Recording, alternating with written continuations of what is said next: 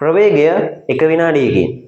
ප්‍රවේගය කියලා කියන්නේ කුමන හෝ දිශාවකට කොච්චර ඉක්මනට වස්තුවක් චලනය වෙනවද කියන එක.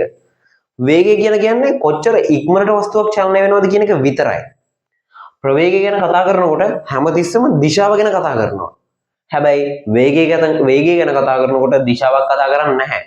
උදාහරණයක් විදිහට කාර් එකක් තත්පරයට මීටර් 20ක ප්‍රවේගයෙන් උතුරු දිශාවට ගියා. කාර් එකක් තත්පරයට මීටර් 20ක වේගයෙන් ගියා.